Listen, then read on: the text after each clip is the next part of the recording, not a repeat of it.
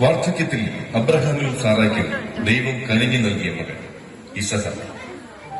100 വയസ്സ് കഴിഞ്ഞ അബ്രഹാമിനും 90 വയസ്സ് കഴിഞ്ഞ സാറായ്ക്കും പിറന്ന പൊന്നോമന ഇസഹാക്ക് അവരുടെ ജീവിതത്തിന്റെ സന്തോഷത്തിലേക്ക്, അബ്രഹാമിന്റെ വിശ്വാസത്തിലേക്ക്.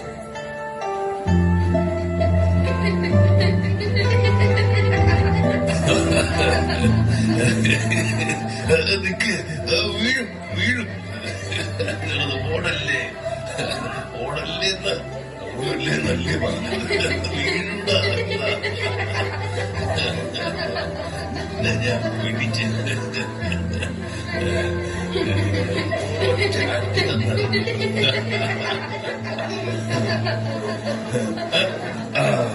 എന്റെ കാര്യം. അയ്യോ മോനെ ഓടല്ലേ, വീഴും. മക്കളെ ഇസഹാക്കിനെ നോക്കണേ.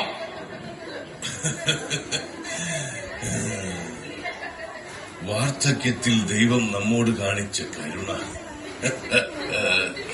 അബ്രഹാമിന്റെ സന്തതികളെ ആകാശത്തിലെ നക്ഷത്രങ്ങൾ പോലെയും ഭൂമിയിലെ മണൽത്തരികൾ പോലെയും വർദ്ധിപ്പിക്കുമെന്ന് ദൈവം ഉടമ്പടി ചെയ്തിരിക്കുന്നു.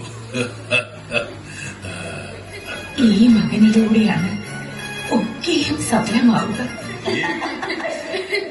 ഈ കാണുന്ന പ്രദേശമെല്ലാം നിനക്കും നിന്റെ സന്തതി പരമ്പരകൾക്കും അവകാശമായി തരുമെന്ന് പറഞ്ഞ ദൈവം, എന്റെ പരിചയവും അഭയവുമായ ദൈവം, വാഗ്ദാനങ്ങളിൽ വിശ്വസ്തനായ ദൈവം.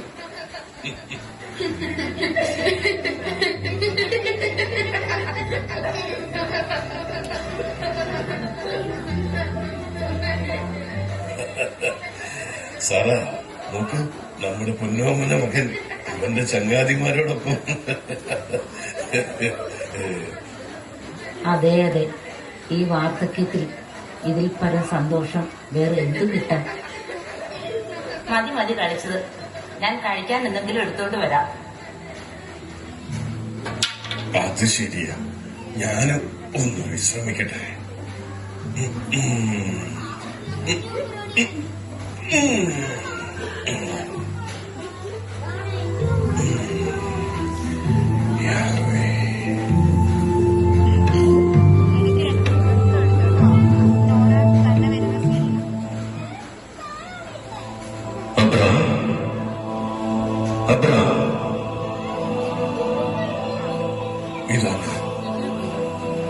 പിതാവേ, കൽപ്പിച്ചാലും.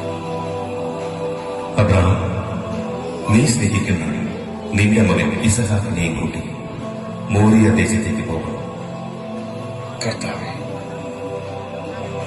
മോറിയ ഞാൻ കാണിച്ചു തരുന്ന മലയുടെ മുകളിൽ നീ ഒരു ബലിവേദി ഒരുക്കണം. ആ ബലിവേദിയിൽ നിന്റെ മകൻ ഇസഹാക്കിനെ എനിക്കായി ദഹന ബലി അർപ്പിക്കണം. ദൈവമേ, വാർദ്ധക്യത്തിൽ എനിക്ക് തന്ന മകന് അയ്യോ സാറായോട് എന്ത് പറയില്ല. ഞാൻ എന്റെ മകനോട് എന്ത് പറയും? ദൈവമേ, ഈ അബ്രഹാമിനോട് പറഞ്ഞ വാഗ്ദാനങ്ങൾ ഇല്ല. ഒരുപക്ഷെ ഇതൊക്കെ എന്റെ തോന്നലുകളാണ്.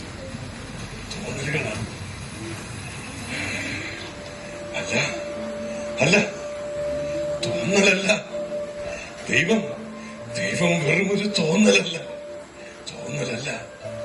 ഞാൻ കണ്ടറിയുന്ന, ഞാൻ അനുഭവിക്കുന്ന സത്യമാണ് ദൈവം. ഈ നിമിഷങ്ങൾ